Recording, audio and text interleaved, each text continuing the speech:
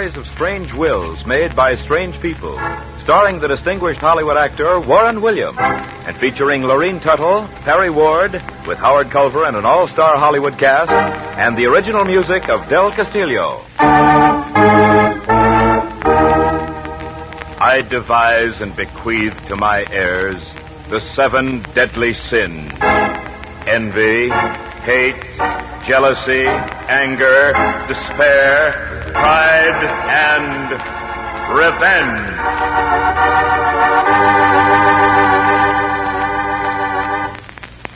And here is our distinguished star of radio, stage, and screen, Warren Williams. These are stories of strange and unusual wills. Wills which to some are harbingers of good fortune, while to others messengers of misery.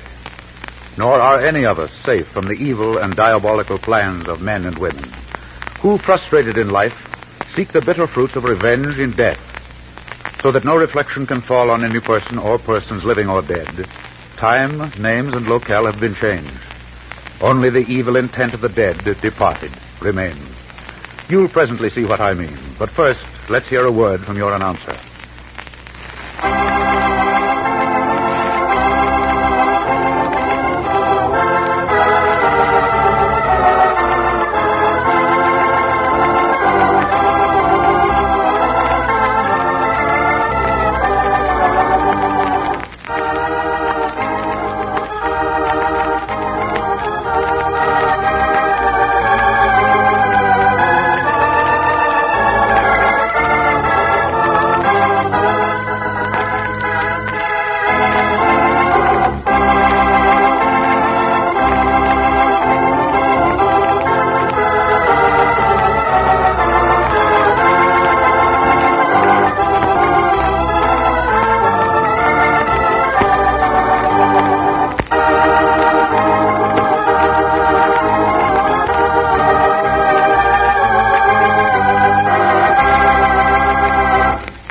And here is Warren Williams as John Francis O'Connell in One Shining Hour.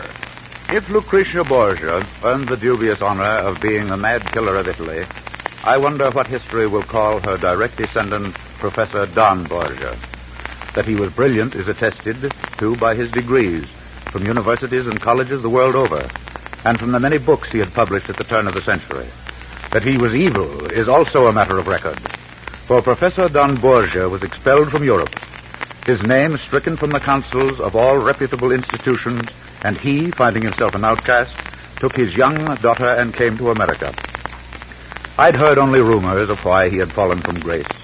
He had been accused of many things: the practice of medieval sorcery, witchcraft, and experimentation with the questionable vivisectionists do with dumb animals.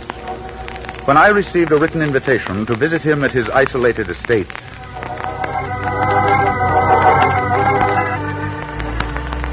I lost no time in accepting. I, too, was anxious to meet this reputedly evil genius. Even as I turned off the main highway and entered upon the long, winding, narrow road, I sensed that something extraordinary lay ahead. But I had never expected to find what I did. As I approached the house, I saw a little girl kneeling over a puppy.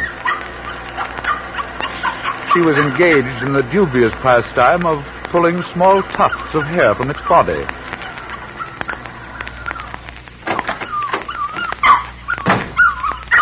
"You're hurting the dog, little lady." She stopped and looked up at me. I saw that she had beautiful blue eyes. Golden yellow curls cascaded down round her shoulders. She had the face of an angel. I walked up to her. "What's your name?" Nina. "Don't you realize that you were hurting your puppy?" He's mine, isn't he? "Yes, that's true. But nice little girls don't torment poor little puppies, you know." What makes you think I'm nice? Well, aren't you? I heard lots of things. I don't believe it. Well, I do. I pull legs off of grasshoppers. I tear the wings from butterflies. You are Mr. O'Connell? Yes, I am. And you are Professor Borgia, I presume? Yes, I am Professor Borgia. Come in, please. Nina, you must leave that dog alone. The noise is distracting me. Yes, Papa. And Nina, Yes, Papa. you can learn nothing from plucking the hair from a dog. I was just trying to see what he looked like with his clothes off, Papa.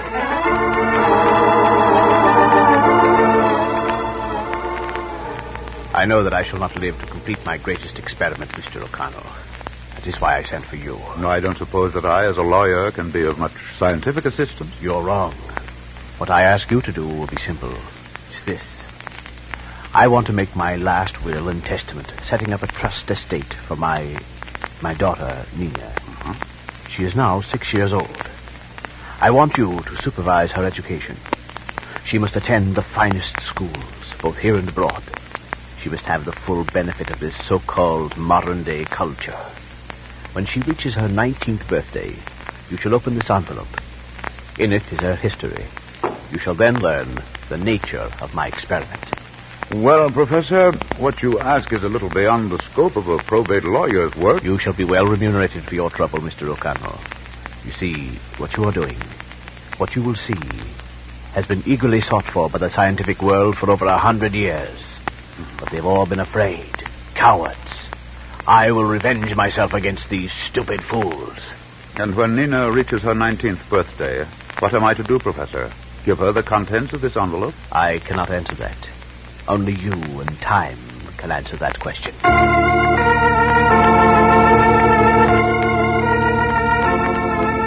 After the death of Professor Borgia the following year, I enrolled Nina in a very exclusive girls' school. Her curriculum had been scientifically worked out by the professor before his death. I thought my only task was to pay her school tuition and provide her with money under the terms of the trust. But when Nina was 9, I was summoned to the office of the principal, Miss Hargrove. Mr. O'Connell, I waited as long as I could before notifying you, but it was mandatory that you come. Why, yes, Miss Hargrove, of course. Is there something wrong? Quite frankly, I don't know. I can't understand. Suppose you tell me what's on your mind, Miss Hargrove. Nina is the most brilliant girl that's ever been in this school. We all agree that she's a young genius. When she reaches 10 next year, she's ready for preparatory school. There's nothing more that we can teach her. Oh, well, then I should feel elated. In one way, yes. In another way, decidedly no. This girl has two natures. One good, one very, very evil. Probably a split personality. Well, I hate to tell you this, Mr. O'Connell, but I feel it my duty. Of course, Miss Hargrove. She has the face of an angel and the heart of a devil. But I don't... Let me go on. At first we thought we were mistaken. That no girl's so beautiful, so amazingly brilliant. But we had proof, Mr. O'Connell, proof. Proof of what, Miss Hargrove? That this girl is a little fiend. She's cruel, sadistic. Wit started out in little things. First we found the dead canary, its heart pierced with a needle. Then Miss Saxton found her Persian kitten drowned in the bathtub. We thought them all accidents until one night last week. Carol Ann, a student.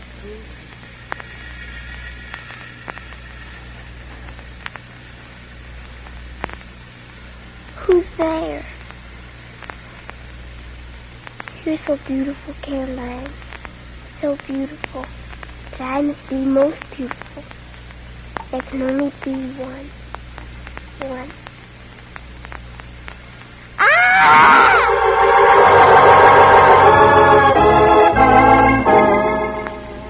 With her fingernails, Nina had raked her face from temple to chin. Fortunately, the scars won't be permanent. Are you certain it was Nina? Carol Ann swears she saw her face in the light of the moon. Did it look like the face of, well, an angel? Oh, the girls are frightened out of their wits. And Nina? She denies everything. She blames it on the cat. Oh, it's preposterous. Miss Hargrove, Nina graduates in less than a month. I ask most sincerely that she be allowed to graduate with her class. I shall have a talk with her, and I am positive that no more will happen during that time. Take my word for it. Nothing will happen.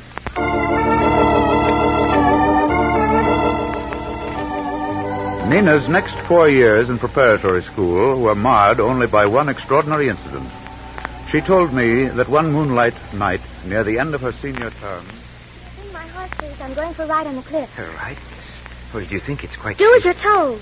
Whether it's safe or unsafe is my own private matter. Yes, Miss Borgia. I'll have him out in a moment. You needn't stay up. I'll unsaddle him when I return. Thank you, Miss. Easy, boy. I'll give you free rein when we reach the cliff. Here we are, boy. Now take your head. Faster! Faster, boy, faster! That's it! Fly like the wind! Don't stop! Don't stop!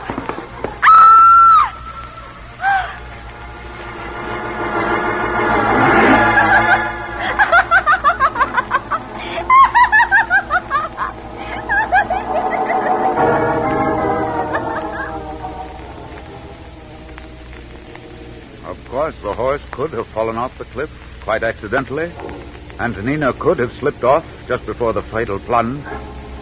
But was it an accident? I wasn't too sure. On the eve of her 19th birthday, Nina returned to the States from a triumphal stay in Europe. She had already received 2 degrees, one in Switzerland and one from the University of Paris. I met her at the airport. It was an exciting moment.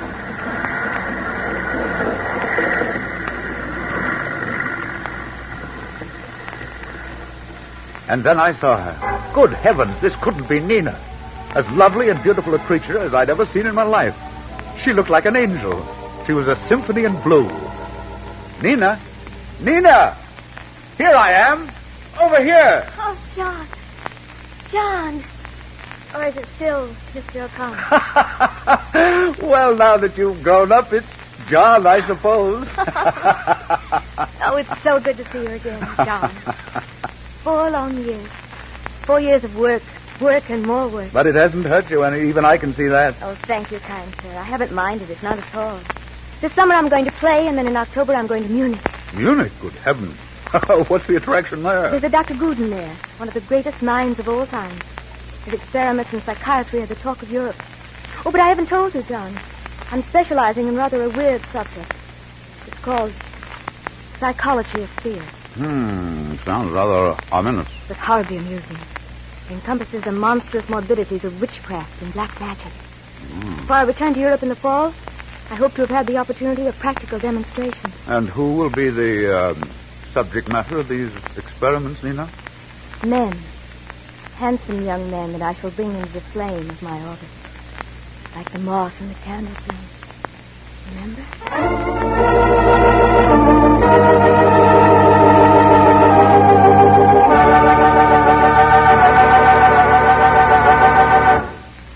Part 2 of Strange Wills will continue in just a moment.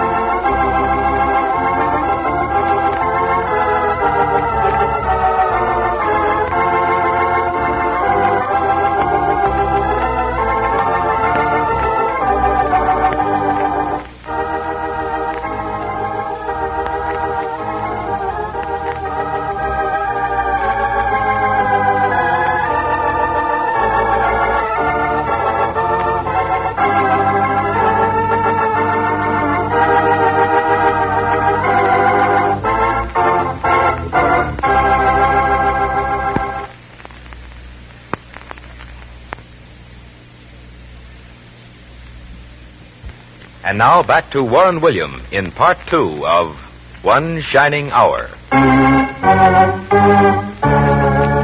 On Nina's birthday, I went to the bank vault and withdrew the large envelope which I had deposited some 12 years previously. When I reached home, I opened the envelope and saw that it contained 2 phonograph records. Evidently, I was to play them. I started the first record.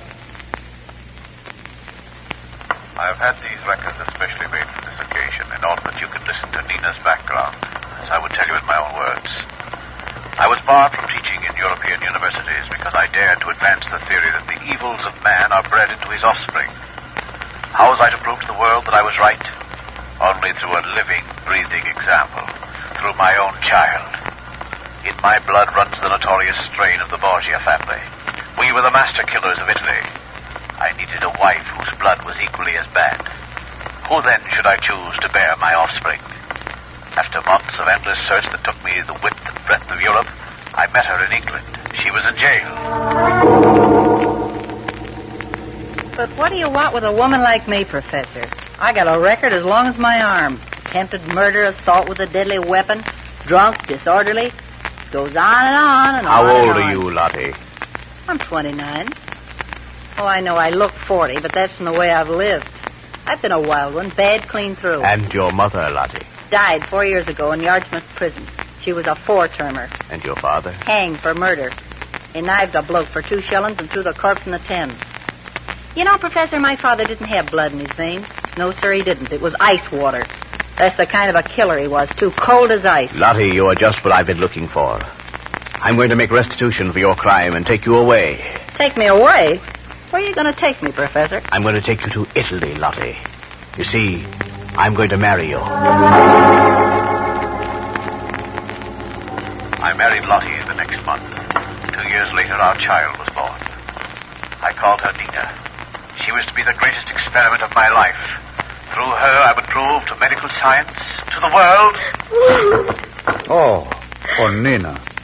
I came in quietly to surprise you. Oh, John, what have I done to deserve this?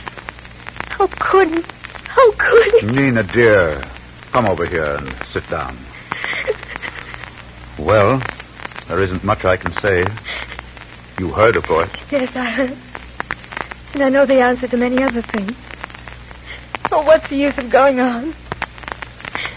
John, I want to thank you for everything you've done. You've been the one shining hour in my life. Put your head right here on Monda's shoulder, Nina. I've always reserved it just for you. There's nothing I've seen that we can't lick. Nina, you ought to know that. But I can never have any more self-assurance. How could I possibly marry, have children? And why not? Are you going to let a couple of dead people ruin your life? Will you help me, John? Haven't I always? What are we going to do? I'm going to prove to you that truth is stronger than fear. We think that your mother was criminally inclined. You fear your blood is contaminated because of her criminal tendencies. Well, there's only one way to find out. And Nina, you and I are going to fly to England tomorrow morning. We've got to know why your mother led the life she did. And when we've learned that, then, my dear, we'll know what to do about you. In England, my worst fears were confirmed. Nina's mother was even worse than the record had stated. Not only she, but her ancestors for 3 generations had prison records or been in trouble with the authorities. But was this succession of crime in one family hereditary? If that was true, Professor Borgia was winning his point. What chance had Nina? I shuddered to think of the consequences. That night... Well, Mr. Counselor, now that you've examined the records, just what is your verdict? My verdict is still the same.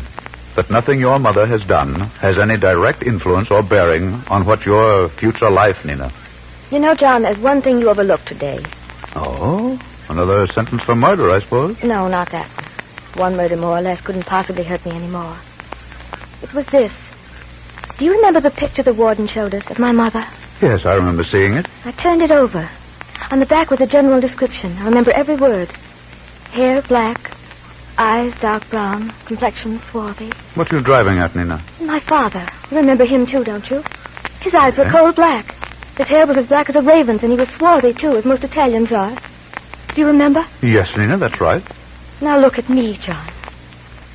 What do you see? I see eyes as blue as a summer cloud, hair as golden as a host of daffodils. Why, Nina, now I see what you're driving at. But our answer isn't here in England. No, John, it isn't. We must go to Naples, where I was born. I know it's only a straw in the wind. At least we'll finally know the truth. And truth is the key, the real key to happiness for you, Nina. No matter how much it hurts.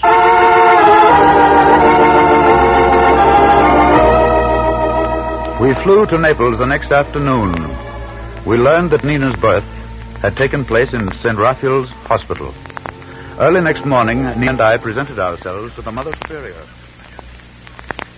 Our records show that on the morning on May 21st at 1 a.m. in the year 1916, a baby girl was born to a Lottie Borgia.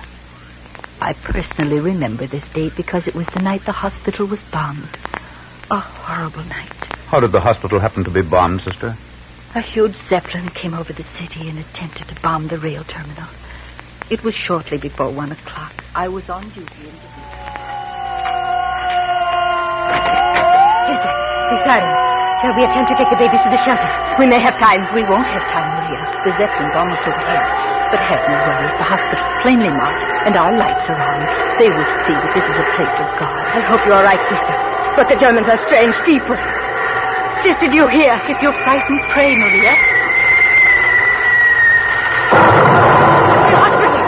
They have hit the hospital! Run, Maria. Call the sisters, call everyone. We must save the babies. We must save the babies.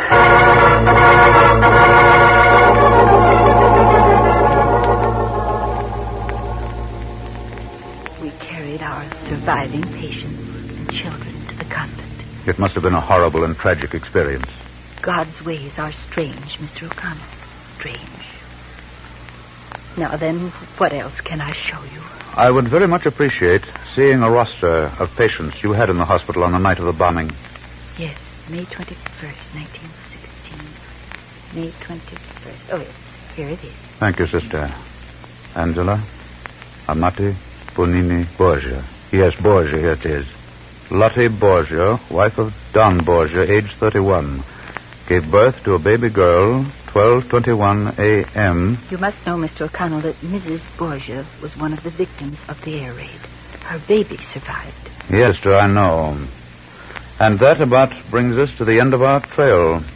I can think of nothing more. I'm sorry, sir, that I can't... Sister, could I see that roster for a moment? Oh, yes, of course, my child. Thank you. We've always prided ourselves on the modern way... Sister. Sister. Yes, my child. I see that you have here another English woman. A Lady Elizabeth Tudor. Could you tell me about her, please? Let me see the name, please. Lady Elizabeth Tudor. Oh, yes. Yes, she was the wife of one of the members of the British Diplomatic Corps. Both she and her baby daughter were found dead under the debris. Their bodies were returned to England for burial. The records show her baby was born just about the time Mrs. Borgia gave birth to her child. Yes, I remember now, too, that both of the newly born were lying in the same nursery when the bomb struck. The one lived, the other died. It was God's will. Sister, were foot impressions or fingerprints kept on all the children? Oh, yes. Immediately after delivery, a foot impression is made of each new arrival. And those records? Yes, they're kept here in the office. May we see those, Sister? Both those of Mrs. Borgia's baby and those of Lady Tudor's baby. Certainly. Just a moment, please. Here they are. Baby Borgia and Baby Tudor. Nina, I want you to take off your right shoe and stocking, please. Yes, John. Now, Sister, if you will give me a pad of impression ink. Yes, certainly, Mr. O'Connell. Now, Nina, step on this pad firmly. There. That's it. Now put your foot on this paper. Put your whole weight down on your right foot. There, we've got it. Could I borrow your magnifying glass, Sister? Yes, of course. Thank you. Ridges irregular. Yes, and here's a delta formation that corresponds exactly. The core of the pattern is identical. Come here, Sister, please. Can you follow the ridges? Do you see this delta formation? Yes, it's quite obvious. Now let's take a look at the Baby Borgia imprint. What do you see? But there is no delta formation. That's right. Now here we have the imprint of Baby Tudor. Mother in heaven. This girl. Yes, Sister. Nina is Baby Tudor.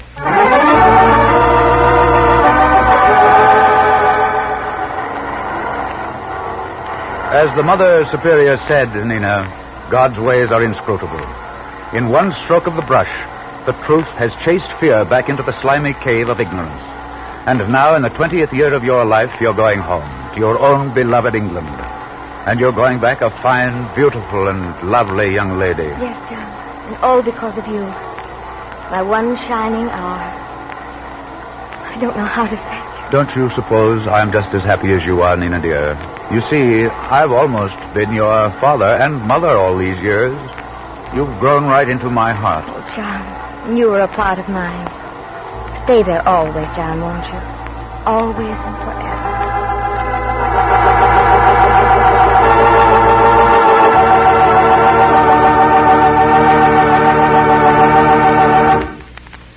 Warren William will be back in just a moment to tell you the rest of the story of One Shining Hour. But first, here is a brief message from your announcer.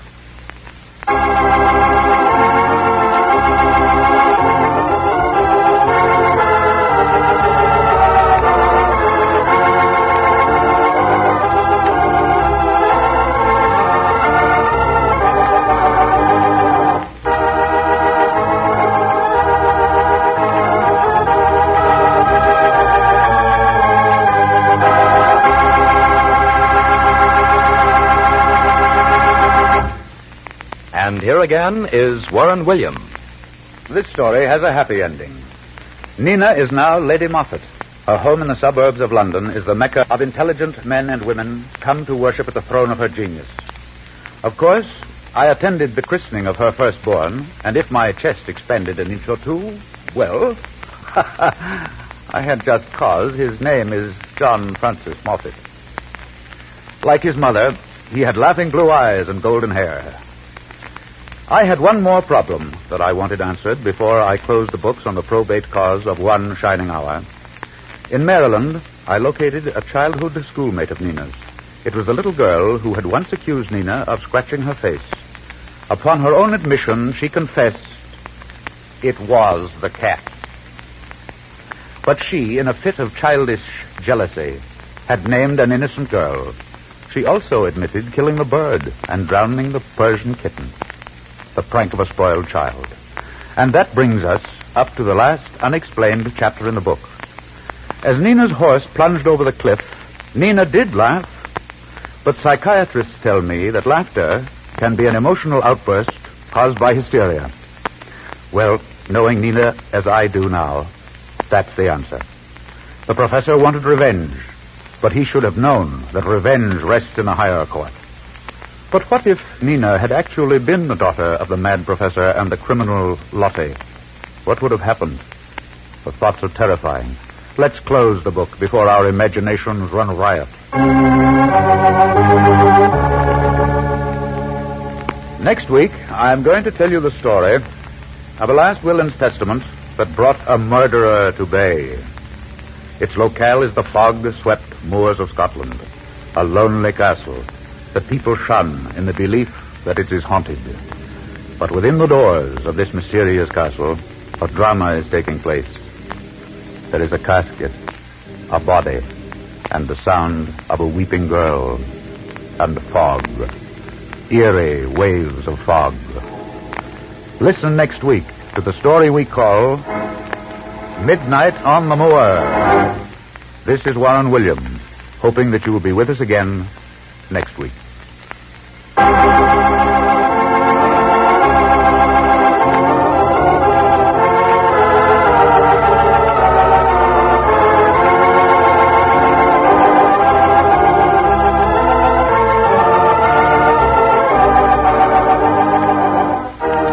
Strange Wills is written by Ken Crepine and directed by Albert Ulrich. This is a Teleways feature produced in Hollywood.